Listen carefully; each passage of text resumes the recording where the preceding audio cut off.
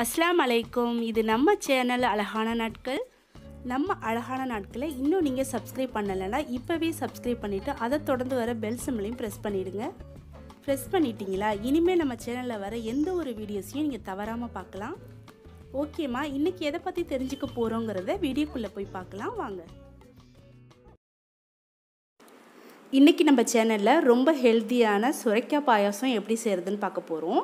இதில் வந்து நிறைய நீர் சத்து இருக்குது. அதுவும் இல்லாமல் ரொம்ப பெரிய விஷயம் ஒன்று இருக்குது. என்னென்னு பார்த்தீங்கன்னா, இந்த சுரைக்காய்க்கு கேன்சரை தடுக்கக்கூடிய மருத்துவ குணங்களும் நிறைய இருக்குது. ஸோ அதனால் நம்ம வந்து சுரைக்காய் சாப்பிடாதவங்க கூட இந்த மாதிரி பாயாசம் செஞ்சு கொடுக்கும் போது அவங்க கண்டிப்பாக சாப்பிடுவாங்க. ரொம்ப நல்லாயிருக்கும். நீங்களும் ட்ரை பண்ணி பாருங்கள். ஓகே, நம்ம சேனலை தொடர்ந்து வாட்ச் பண்ணுங்கள். நம்ம சேனலுக்கு நிறைய சப்போர்ட் கொடுங்க, லைக் கொடுங்க, ஷேர் பண்ணுங்கள். இப்போ நம்ம வீடியோக்குள்ளே போகலாம். சுரைக்காய் பாயாசம் எப்படி செய்கிறதுன்னு பார்க்கலாம். ரொம்ப ஈஸியாக செஞ்சிடலாம். சுரைக்காய் பாயாசம் செய்கிறதுக்கு 100 கிராம் அளவுக்கு பெரிய ஜவ்வரிசி எடுத்துருக்கேன். நீங்கள் சின்ன ஜவ்வரிசி கூட எடுத்துக்கலாம். இப்போ வந்து இந்த ஜவ்வரிசியை ஊற வச்சுருக்கேன். நல்லா ஊறிடுச்சு. இதை எடுத்து வச்சிடலாம். அடுத்ததாக சுரைக்காய் வந்து ஒரு பீஸ் எடுத்திருக்கேன். இதை வந்து இதோட தோல்லாம் எடுத்துகிட்டு நல்லா வாஷ் பண்ணிட்டேன். இந்த பக்கம் அந்த விதையெல்லாம் இருக்குது இல்லையா, அதோட வயிறு பகுதின்னு சொல்லுவாங்க, அதையும் நான் வந்து கட் பண்ணி இங்கே எடுத்து வச்சுருக்கேன்.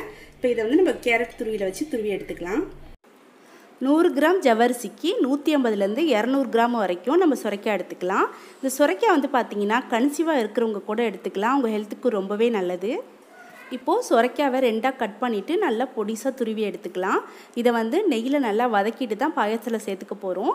நம்ம நெய்யில் வதக்கும் போது ஒரு 3/4 வாசிக்கு நல்லா வெந்துடணும். அந்தளவுக்கு நல்லா சுருள வதக்கி எடுத்துகிட்டு அதுக்கப்புறமா நம்ம பாயசத்தில் சேர்த்துக்கலாம். ரொம்ப ஈஸியாக செய்யக்கூடிய புதுவிதமான பாயசம் இது. கண்டிப்பாக நீங்கள் எல்லோரும் ட்ரை பண்ணி பாருங்கள். சுரைக்காய் பிடிக்காதவங்க கூட விரும்பி சாப்பிடுவாங்க இந்த பாயசத்தை. இதில் வந்து நம்ம சுரைக்காய் புடி கூட செய்யலாம். அதில் காரம் ஸ்வீட் ரெண்டுமே செய்யலாம். இதுக்கான வீடியோ வந்து நம்மளுடைய ரெஹானா கிச்சன் சேனலில் போட்டிருக்கேன். அந்த வீடியோ பார்க்கணுன்னு இருந்துச்சுன்னா நீங்கள் ரெஹானா கிச்சனில் போய் பார்த்துக்கலாம். இப்போ சுரைக்காவை துருவி எடுத்துட்டேன். இதில் வந்து நிறைய தண்ணி இருக்கும். சுரைக்காயில் வந்து நிறைய நீர் சத்து இருக்கும். ஸோ வந்து இந்த தண்ணியை நம்ம எடுத்துடலாம் புழிஞ்சிட்டு. பாருங்கள் எவ்வளோ தண்ணி இருக்குண்டு. இதை நல்லா அப்படி அழுத்தி புழிஞ்சிட்டு ஒரு பவுலில் எடுத்து வச்சுங்க.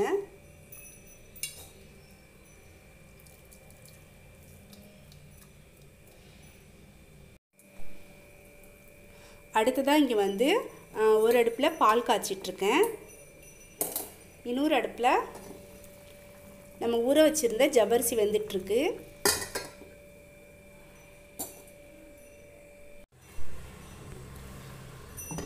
இப்போ ஜவ்வரிசி நல்லா வெந்துருச்சு.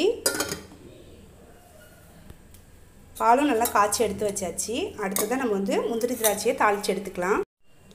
இப்போ ஒரு பேன் வச்சு அதில் வந்து தேவையான அளவுக்கு நெய் ஊற்றிருக்கேன். நெய் நல்லா உருகிடுச்சு. அதில் வந்து கொஞ்சம் முந்திரி பாதாம் எடுத்து வச்சுருக்கேன். அதை போட்டு பொன்னிறமாக வறுத்து எடுத்துக்கலாம்.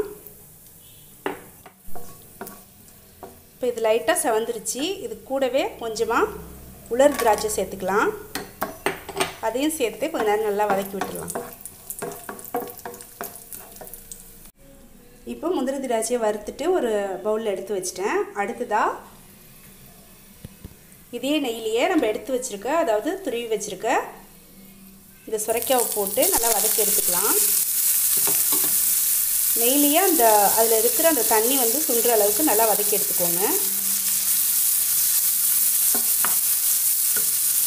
ஓகே, இப்போ இது நல்லா வதங்கிடுச்சு. இதை நம்ம எடுத்துட்டு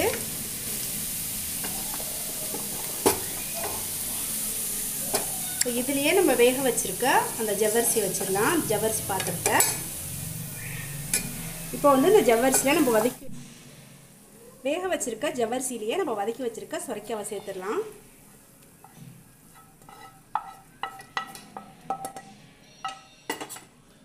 சேர்த்துட்டு டேஸ்ட்டுக்கு ஏற்ற மாதிரி கொஞ்சமாக உப்பு சேர்த்துக்கலாம். உப்பு சேர்த்தா தான் நல்லாயிருக்கும். அதாவது அந்த இனிப்போட டேஸ்ட்டை வந்து நம்மளுக்கு எடுத்து காட்டும். அதுக்காக கொஞ்சமாக உப்பு சேர்த்துக்கலாம். இப்போ இது ஒரு தடவை நல்லா கிளறி விட்டுட்டு இதுலேயே நம்ம காய்ச்சி வச்சுருக்க பால் இருக்கு இல்லையா, அதையும் சேர்த்துடலாம்.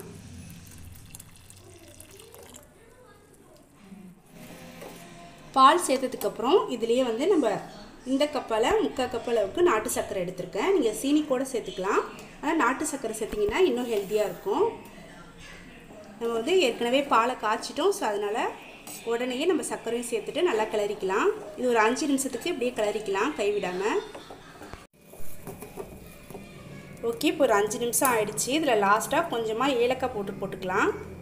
நீங்கள் வந்து ஏலக்காய் பவுடருக்கு பதிலாக வெனிலா எசன்ஸ் கூட சேர்த்துக்கலாம்.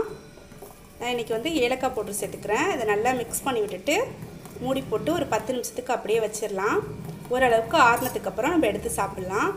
நீங்கள் வந்து இப்படியே வெளியில் வச்சு ஓரளவுக்கு ஆறுனதும் வெது வெதுப்பான சூடாக இருக்கும்போதும் சாப்பிட்லாம். அப்படி இல்லைன்னா ஃப்ரிட்ஜில் வச்சு நல்லா கூலானதுக்கப்புறம் ஜில்லுன்னு எடுத்து சாப்பிட்லாம். ரொம்ப டேஸ்ட்டாக இருக்கும். ஓகே, சூப்பரான டேஸ்டியான ஹெல்த்தியான ஒரு பாயசம் வந்து நம்ம ரெடி பண்ணியாச்சு. ஸ்டவ் ஆஃப் பண்ணிடலாம். அடுத்ததாக நம்ம வந்து பரிமாறிடலாம். ஓகே, இங்கே ஒரு 3 பவுல் எடுத்து வச்சுருக்கேன். இதில் நம்ம வந்து சுரைக்காய் பாயாசத்தை ஊற்றிக்கலாம். இன்றைக்கி வந்து பார்த்திங்கன்னா என்னோடய ஹஸ்பண்ட் வந்து வேலைக்கு போயிருக்காங்க, இன்னும் வரல. ஹாஜா, நான், ரைஹானா எங்கள் 3 பேருக்கும் இப்போ நான் எடுத்து வைக்கிறேன். ரியாஸ் வந்து நாகூர் போயிருக்காரு. ஸோ நாளைக்கு தான் வருவார். அதனால் நாங்கள் 3 பேரும் இப்போ சுட சுட எடுத்து சாப்பிட போகிறோம். ரொம்ப சூப்பராக நல்லா வந்திருக்கு. நீங்களும் கண்டிப்பாக ட்ரை பண்ணி பாருங்கள். ரொம்ப நல்லாயிருக்கும். அதை விட ரொம்ப ஹெல்தி. இதில் நிறைய வந்து நீர் சத்து இருக்குது. ஓகே, இப்போ நான் வந்து பவுலில் எடுத்து வச்சிட்டேன். இதில் வந்து நம்ம வறுத்து வச்சுருக்க முந்திரி இருக்கு இல்லையா, முந்திரி, திராட்சை, பாதாம்லாம் வறுத்து வச்சோம் இல்லையா, அதை வந்து நம்ம மேலே போட்டுடலாம்.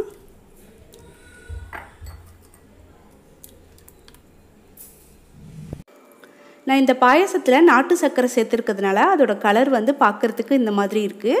உங்களுக்கு ஒயிட் கலராக வேணும் அப்படின்னாக்கா நீங்கள் சீனி சேர்த்துக்கோங்க. ஓகே, இன்றைக்கி நம்ம சேனலில் நல்ல ஒரு ஹெல்த்தியான ரெசிபி பார்த்தோம். இந்த வீடியோ உங்கள் எல்லாருக்கும் பிடிச்சிருக்குன்னு நினைக்கிறேன். இந்த வீடியோ உங்களுக்கு பிடிச்சிருந்துச்சுன்னா நிறைய ஷேர் பண்ணுங்கள், லைக் பண்ணுங்கள். இன்ஷா அல்லாஹ் இன்னொரு நல்ல வீடியோவில் நம்ம திரும்பவும் பார்க்கலாம். அது வரைக்கும் அஸ்ஸலாமு அலைக்கும், பாய்.